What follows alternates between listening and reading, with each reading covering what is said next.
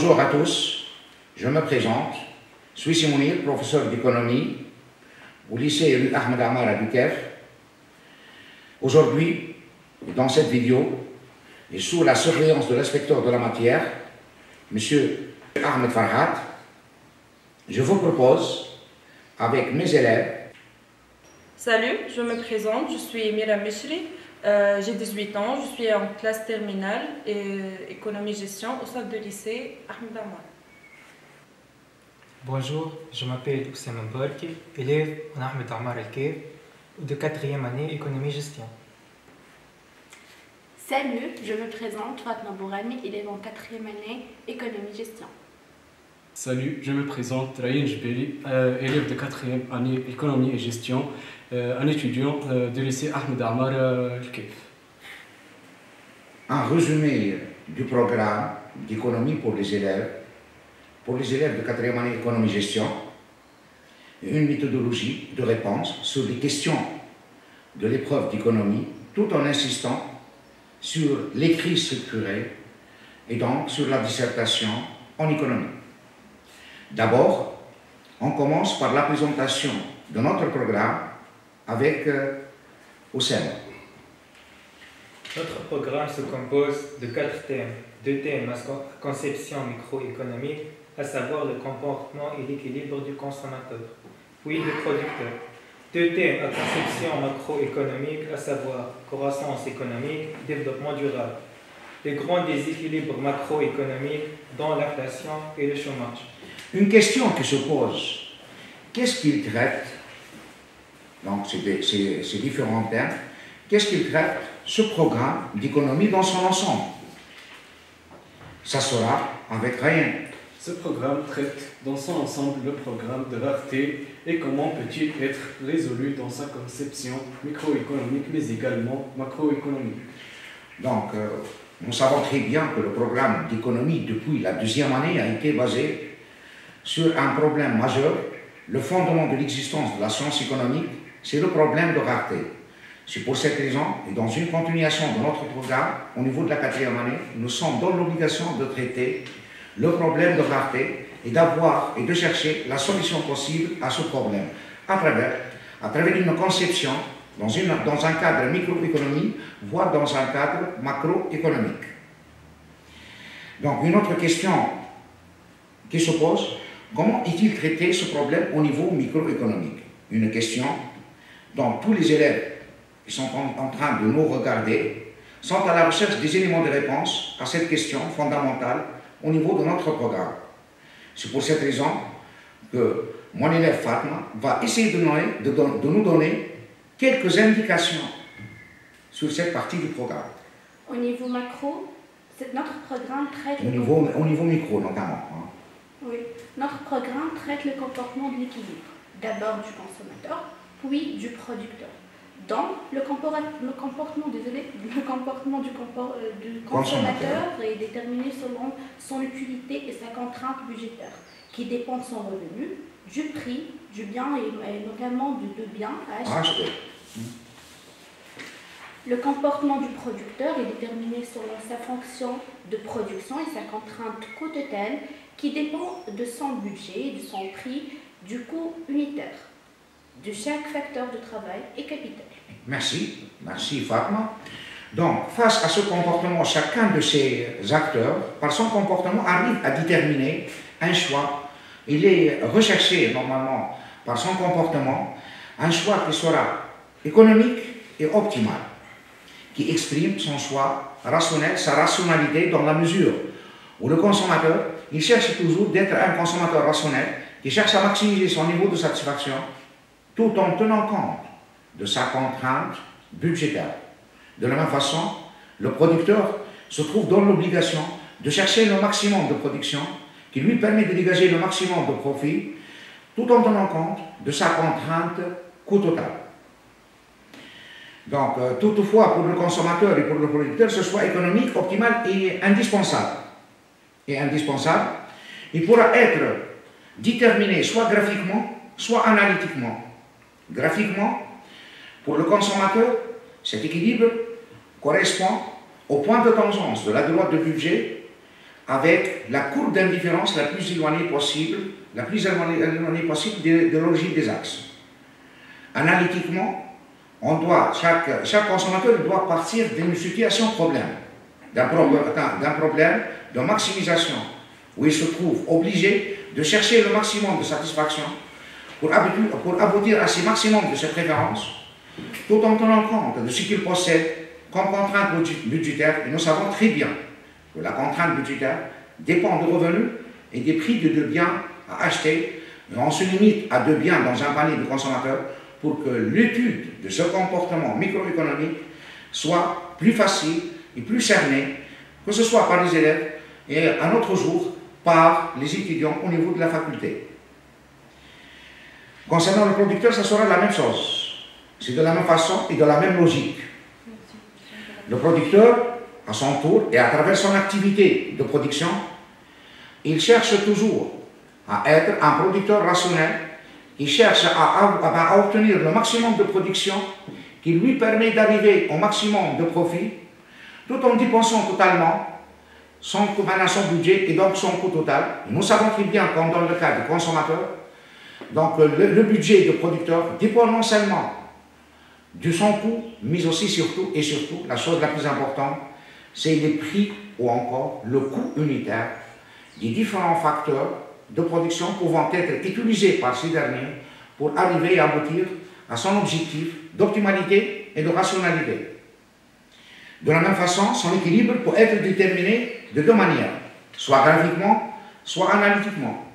Graphiquement, de la même façon que le consommateur, le producteur, donc va chercher, en faisant la représentation graphique de sa droite de budget et des courbes d'indifférence possibles, de chercher le maximum de production, le maximum de profit, par le fait de chercher le point de tangence la plus éloignée possible avec la courbe d'isopont la plus éloignée possible des origines des axes. Donc ce point de tangence maximise le niveau de production et le niveau de profit du producteur tout en dépensant totalement son budget, c'est-à-dire son coût total. Analytiquement, il doit partir d'une situation problème, d'un problème d'optimisation ou de maximisation. Un problème à travers lequel il va chercher à maximiser son profit donc, et sous sa contrainte coût total, tout en dégageant une condition d'équilibre importante. J'ai oublié de le dire avec le consommateur, mais je me rattrape pour que la connaissance soit bien développée. Elle doit déterminer ce qu'on appelle une condition d'équilibre qui parte de la TMST, le taux marginal de substitution technique du travail au capital, qui doit être égal au rapport des productivités marginales et donc au rapport des prix de deux facteurs. Je reviens sur le consommateur, on l'appelle, ce n'est pas le TMST, mais ça sera le TMS, le taux marginal de substitution de X à Y, qui doit égaliser le rapport des utilités marginales et donc le rapport des prix de deux biens X et Y. Donc, à ce niveau, il reste à développer les changements possibles que pourra subir le consommateur lors du déplacement possible de sa droite de budget et pour le producteur de sa droite d'isocoût.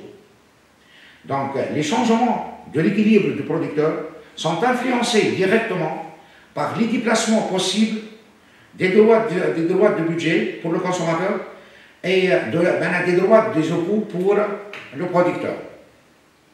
Les déplacements peuvent être dus à ce niveau de quatrième année, et ce n'est pas à un niveau supérieur, peuvent être dus, ces déplacements, soit à une variation du budget du consommateur ou du producteur, soit à une variation de l'un des prix des biens pour le consommateur ou de l'un des prix des facteurs pour le producteur. Si je prends un par un pour le consommateur, une variation de revenus du consommateur sans que les prix de deux biens qui composent son panier changent. La droite de budget du consommateur va se déplacer, que ce soit plus proche de l'origine des axes, soit plus proche de l'origine, soit plus loin de l'origine des axes. Tout dépend de la variation. Est-ce qu'une variation dans le sens de la diminution ou une variation dans le sens de l'augmentation. Donc l'équilibre du producteur, de cette façon, va changer, soit par l'augmentation des quantités consommées d'équilibre des deux biens, soit par la diminution des quantités consommées de deux biens, X et Y. Un deuxième déplacement peut connaître le consommateur, c'est le changement du prix de l'un des deux biens, que ce soit le bien X ou encore le bien Y, alors que le prix de l'autre bien et même le budget et le revenu du consommateur restent inchangés. Donc le pivotage de cette droite de budget va être à gauche ou à droite, plus proche ou plus loin de l'origine des axes. De cette façon, les courbes d'indifférence qui sont en situation de tangence avec la droite de budget vont donner de nouveaux équilibres pour le consommateur. Et donc, on dit que l'équilibre du consommateur change, soit par l'augmentation, normalement, l'augmentation ou la diminution de la quantité du bien dont le prix a varié, et la stagnation de la quantité de biens dont le prix n'a pas varié. De la même façon et de la même logique, ça sera avec le producteur. La logique du producteur, c'est la logique du consommateur. Mais l'objectif, ça sera différent.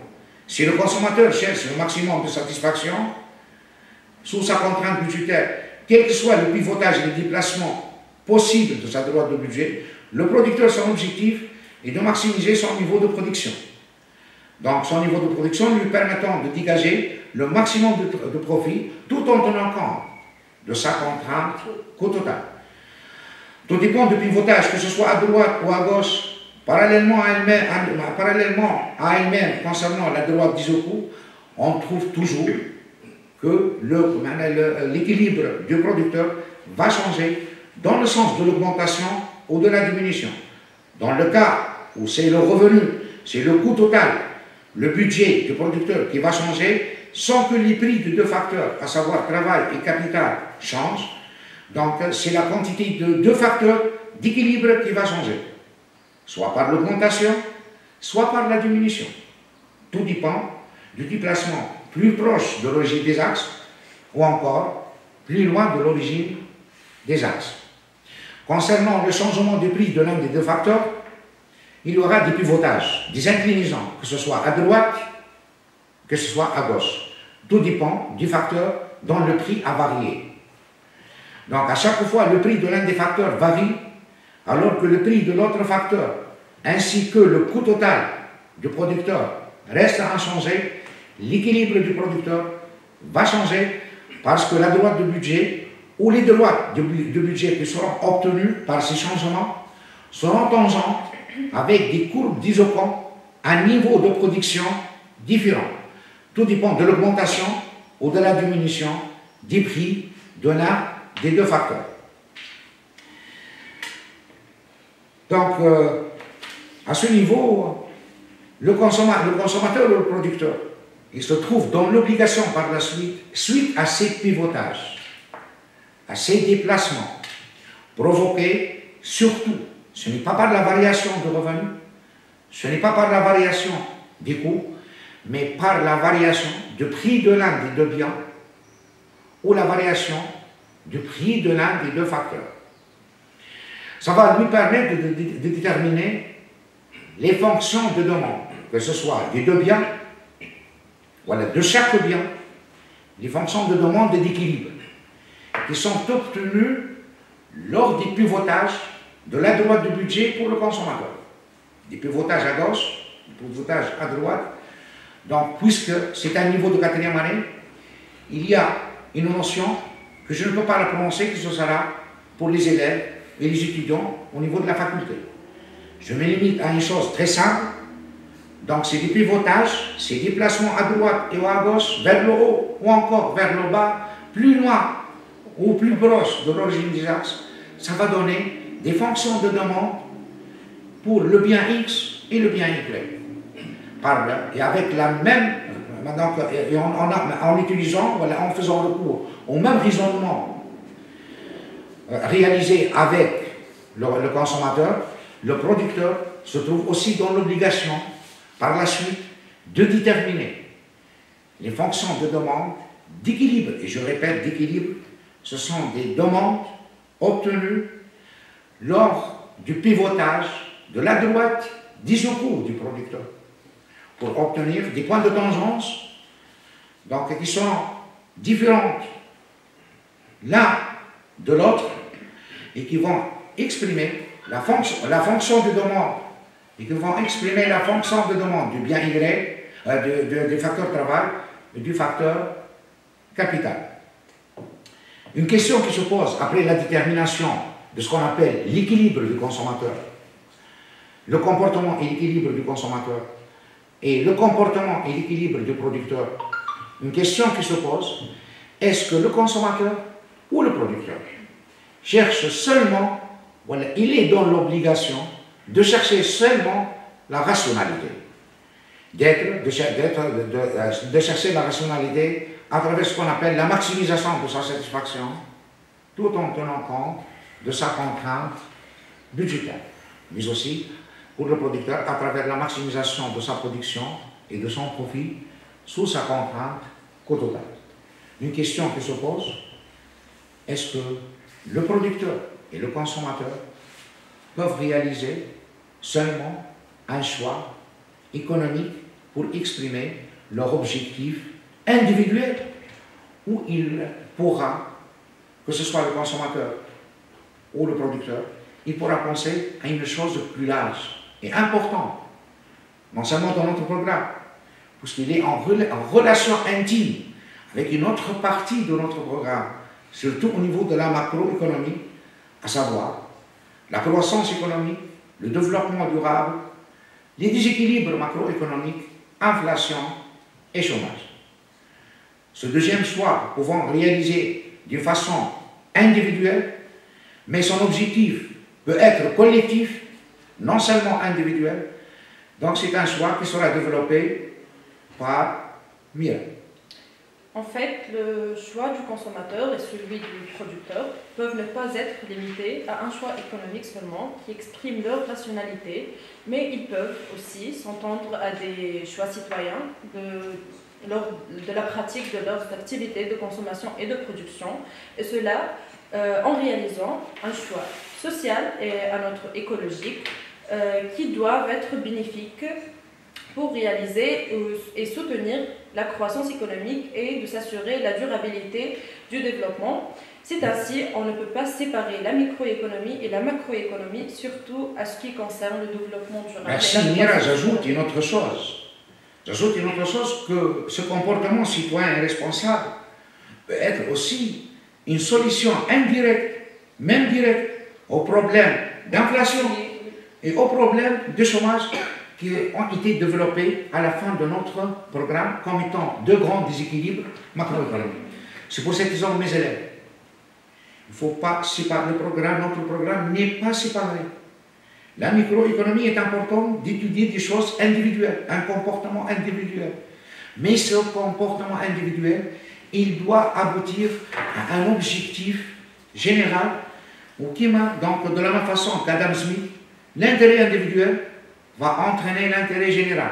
C'est pour cette raison que la microéconomie est en liaison intime avec la macroéconomie, où c'est la chose la plus importante au niveau de notre programme pour ne pas être isolé, chaque partie l'une de l'autre.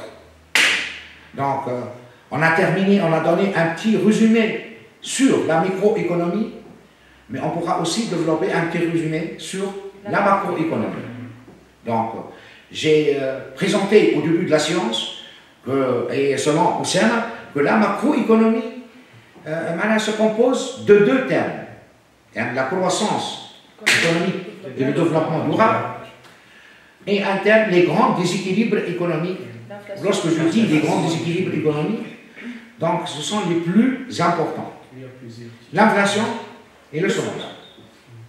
Donc, la croissance économique et le développement durable, ainsi que les grands déséquilibres macroéconomiques, donc on essaie toujours de les résoudre, de répondre à la première question. On a dit que notre programme répond à un problème de rareté. Donc, comment résoudre ce problème de rareté? Ce problème de rareté, nous sommes amenés, à travers les connaissances et les exigences de notre programme, de les résoudre. mais ça ne sera pas de la même façon. Je me suis compte, بنفس الطريقة. أوكي؟ إحنا على الأقل باش ما نحسوش روحنا فرنسيس 100%. Mais, donc la croissance économique possède des sources. Donc c'est un problème. Je cherche à aboutir à la croissance. Je dois chercher les solutions à ce problème. Il se trouve dans ces sources. Ces sources peuvent être les facteurs de production. Pourquoi les facteurs de production? Parce que lorsqu'on parle de la croissance économique, on parle de l'augmentation de la production sur une longue période dans une économie. Donc ce qui réalise la production, ce sont les facteurs de production, ce sont les inputs. Et donc pour la croissance économique, c'est l'augmentation durable de la production globale, des richesses créées. Donc automatiquement, la solution, ce sont les facteurs. C'est le travail et le capital. Donc le travail et le capital, tous les deux possèdent deux aspects. Aspect quantitatif ou aspect qualitatif. Donc, leur aspect quantitatif est à travers leur augmentation. Si dans une économie, la quantité de travail augmente et la quantité de capital augmente, la production augmente ainsi. On aboutit à la réalisation de la croissance. N'est-ce pas, Mira? Mais aussi, il y a une partie qualitative au niveau des facteurs de production. Mais en insistant au niveau de cette partie qualitative, c'est ça leur contribution à l'augmentation de ce qu'on appelle la productivité globale des facteurs. À travers quoi? Une meilleure qualité du travail, une meilleure qualité du capital. Donc, cela entraîne une augmentation de la productivité, non seulement du travail, mais aussi de la société. Mais leur combinaison va entraîner une augmentation de ce qu'on appelle la productivité globale des facteurs de production. Mes élèves, vous savez très bien, comme étant le résidu de la croissance économique, je reviens, le résidu, ce qui reste au niveau de la croissance réalisée et qui n'est pas expliqué. Et qui n'est pas expliqué par quoi? Qui n'est pas expliqué par l'augmentation, l'accumulation, l'accroissement. Ce sont des synonymes. L'accroissement des facteurs de production. Donc, les pays et notre programme ne cherchent pas à déterminer, à identifier la croissance, à déterminer les sources, comment il pourra être réalisé, mais aussi notre programme se compose d'une grande préoccupation, même une préoccupation planétaire. Ce n'est pas à l'échelle du pays, c'est l'objectif de tous les pays, de par le monde. C'est la réalisation du développement durable. Au niveau de notre programme, on a une certaine relation, que ce soit néfaste, négative. C'est-à-dire que la croissance économique peut menacer cette durabilité du développement, mais aussi par la pratique d'une croissance économique. Une croissance économique, généralement, et actuellement, on parle, et notre programme parle de la croissance économique verte.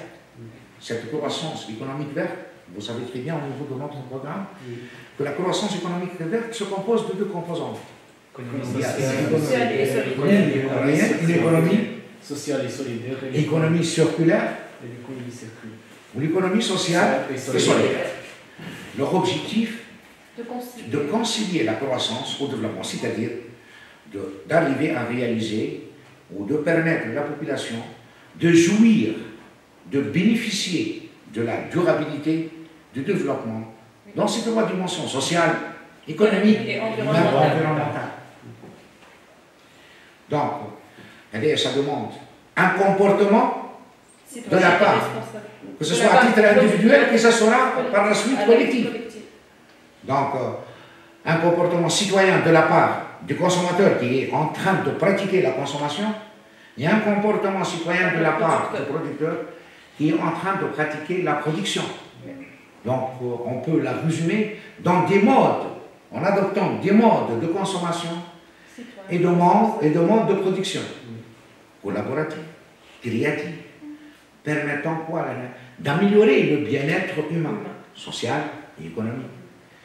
Des modes de production qui optent pour le recyclage, pour la réduction du gaspillage, et des modes de consommation et des modes de production. La réduction du gaspillage de quoi? Des ressources naturelles. Mais bravo, donc les ressources, donc, les ressources naturelles, vous savez très bien, avec le rythme de la croissance économique actuelle, ils sont en train d'être épousés. Ou la chose la plus importante, c'est le recyclage, qui a un double effet. D'abord, les activités de recyclage au niveau de l'économie circulaire, et même s'il existe au niveau de l'économie sociale et solidaire à travers certaines activités, peuvent réaliser deux choses pour le bien-être de l'humanité. La création d'emplois, la distribution de revenus, l'amélioration de la satisfaction des besoins fondamentaux, la réduction des inégalités, qui constituent deux objectifs de développement humain et durable. Lorsque je cherche à léguer, à transférer, à donner aux générations futures les mêmes chances que celles offertes aux générations actuelles. Donc, concernant le dernier thème, ce sont les grands déséquilibres macroéconomiques dont peut souffrir tous les pays, ou une partie importante au niveau de notre programme, de savoir ce que la veut dire l'inflation et le chômage. Donc, cette partie, il est intimement lié avec la croissance, avec le développement durable, et même avec le comportement citoyen et responsable du consommateur et du producteur. Donc, l'inflation, on a identifié tout au long de l'année scolaire, et surtout pendant le troisième trimestre, on a dévoilé qu'est-ce que cela veut dire le problème d'inflation. On a mesuré l'inflation. On a donné les sources de l'inflation. Et on a surtout présenté ses conséquences. Néfastes et positives. Et comment l'État peut résoudre ce problème posé. Donc, il y a l'inflation, il y a par exemple, je prends comme exemple, il y a une rareté de biens. Comment je peux augmenter, comment je peux faire face à cette rareté? Il faut résoudre ce problème d'inflation. Donc par l'augmentation de la production, par exemple. L'encouragement des entreprises à travers des mesures. Mais là, il a dit le rôle de l'État. L'État doit intervenir avec ses pouvoirs, ses politiques. Politique budgétaire, politique monétaire, politique de contrôle du prix, de fixation de salaire, contrôle de réglementation et de limitation des importations, et même faire face surtout aux problèmes structurels de l'inflation, encourager à la compétitivité, limiter le pouvoir des entreprises oligopolistiques et même monopolistiques, réduire le nombre des intermédiaires, dont souffrent même les Tunisiens, de l'existence d'un grand nombre des intermédiaires. C'est pour cette raison que les prix se sont très élevés. La cause principale de l'inflation, c'est les intermédiaires. L'indexation des salaires au prix, à chaque fois les prix augmentent, on demande toujours l'augmentation du salaire. Cela peut provoquer une spirale inflationniste, boucle fermée. On augmente les salaires, nous sommes dans l'obligation qu'un producteur d'augmenter les prix. Pourquoi? Parce que notre marge bénéficiaire a diminué. Et pour collecter toujours la même marge bénéficiaire, le producteur sera dans l'obligation d'augmenter les prix. C'est pour cette raison qu'on se trouve dans une situation d'inflation et boule de neige. Bon, c'est la présentation, c'est un résumé de présentation de notre programme d'économie. Donc, le programme est assez lent au niveau de ses explications, au niveau de ses exercices, au niveau de ses formules, surtout au niveau de la macroéconomie, au niveau de ses démarches scientifiques, les démarches et les démonstrations avec la micro. La chose qui influence maintenant et actuellement tous les élèves qui sont en période de révision, j'en souhaite à tout le monde la réussite, et la réussite avec les mentions recherchées par eux, par les parents, et même par nous, puisque ce ne sont pas seulement nos élèves, ce sont nos enfants, et même ceux qui sont en train de nous regarder. حتى اللي قاعدين يتفرجوا علينا. نتمنى لكم نجاح من كل قلبنا لتلامذتنا الحاضرين معنا وللناس اللي تتفرج فينا، وربي يفرح كل دار وينجح كل تلميذ. باش ننجحوا، باش تكلمت شويه بالعربي، علاش باش ننجحوا؟ باش ننجحوا كيفاش باش نجاوب؟ يجب ان تكون هنالك طريقه منظمه عند الاجابه على امتحان ماده الاقتصاد. C'est-à-dire, il faut adopter une méthodologie de réponse juste et claire. Vous savez très bien que l'épreuve d'économie se compose de 3 questions. Une question sous forme de QCM. Une autre question sous forme de situation. Une question sous forme de dissertation. Donc, l'élève, le jour J, à partir du 3 juin, il doit adopter cette méthodologie de réponse. Pourquoi? Parce que les réponses doivent être claires, bien rédigées. Toutes les démonstrations doivent figurer sur la copie. Toutes les démarches nécessaires, toutes les interprétations, si les interprétations ont été demandées, ne sont pas demandées, ce n'est pas la peine. Si on vous demande dans l'épreuve d'analyser, d'interpréter, il faut faire la bonne interprétation, parce que l'économie, ce n'est pas une matière mathématique dans son objectif, ce n'est pas un objectif en soi, c'est un outil pour analyser l'économie. J'espère que l'information est arrivée pour les présents et pour ceux qui sont en train de nous regarder. C'est pour cette raison. Au niveau de la première question, au niveau de la première question, les questions, question numéro 1 sous forme de QCM.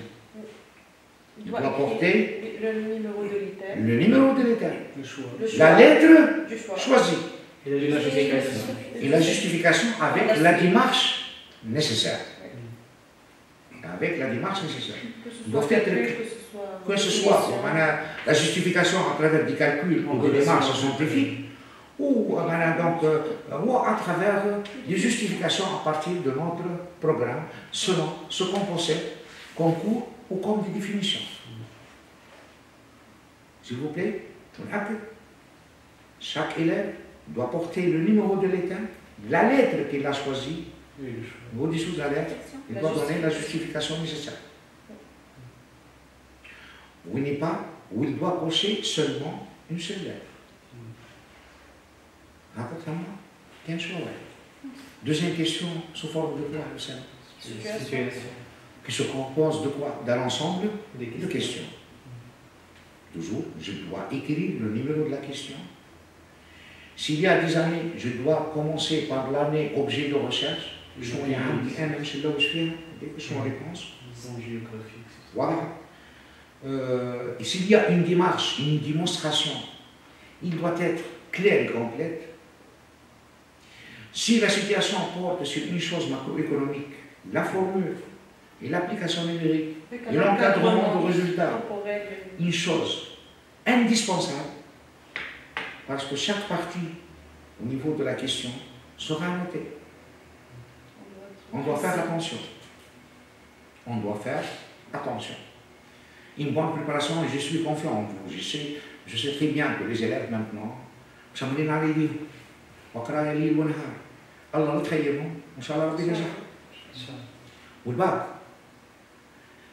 c'est beaucoup de travail et beaucoup de concentration. Les choses seront devant vous le jour J facile. Il n'y aura plus de difficultés. Donc une bonne préparation, avec les vitamines nécessaires. Ils ont perdu de poids, mes élèves. Ils ont perdu de poids, ils ont perdu même de présence. Pourquoi?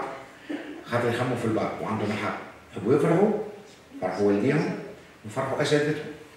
حتجيب البوا ويجي كل شيء ان شاء الله. ان شاء الله ربي يبلغكم المبتغى. ما حاجه برك اللي قلتوا كيفاش تخدم sur la copie, on doit la respecter. La dernière chose, et la chose la plus importante, c'est la moitié de l'épreuve. au niveau de la note. Une dissertation. La dissertation, en économie, mais tu vas pas le français, tout ce qui est dissertation, même en arabe, en langue française. Je vous vient. Quelles sont ses composantes? Avant. Dans son ensemble. Introduction, Et développement Et et conclusion. conclusion. Seulement, chaque segment a ses propres composantes. Si je prends l'introduction, enfin, de quoi pourra être composé? Amorce problématique. Je dis amorce plus définition de l'un des mots Définition. pour constituer ce qu'on appelle quoi? Accroche, au début. L'accroche, vous devez faire attention, Définition. il doit assurer le cadrage du sujet dans le sens général sans des réponses directes direct. au sujet à traiter. Oui. C'est strictement interdit. Donc, comme dans le cas de l'arabe, comme dans le cas au niveau de la langue française, un cadrage de sujet dans le sens général, plus une définition de l'un des mots-clés.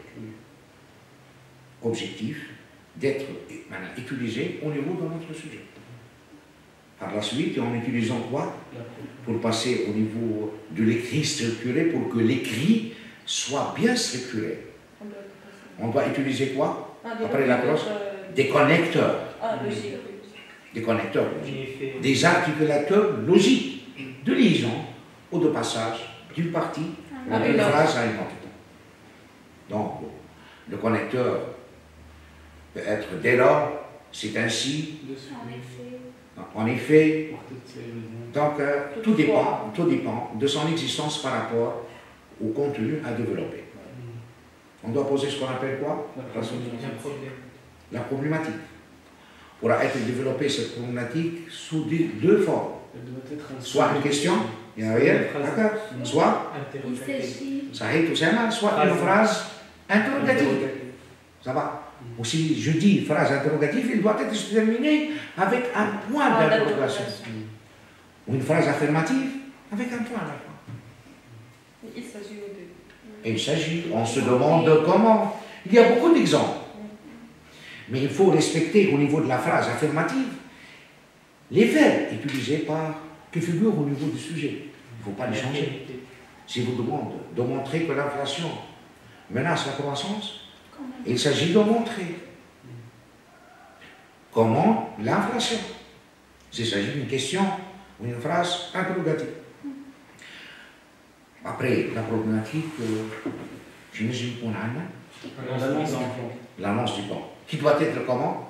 Explicite, en utilisant toujours des connecteurs, d'une part. Dans une première Et partie. ça sera de quelle forme? Par exemple, donnez un exemple. dans une première partie, on va montrer. On va expliquer, on va traiter, on va identifier. Et dans une Et dans une deuxième Je sais fois. pas. Sinon, vous pouvez développer d'autres connecteurs. D'abord, Ensuite, d'une part, d'autres. d'autre part. Et l'annonce de plan doit être en concordance avec quoi? le sujet. Le sujet à traiter. Il ne faut pas changer ce qui se trouve au niveau du sujet. Et la problématique posée. Oui.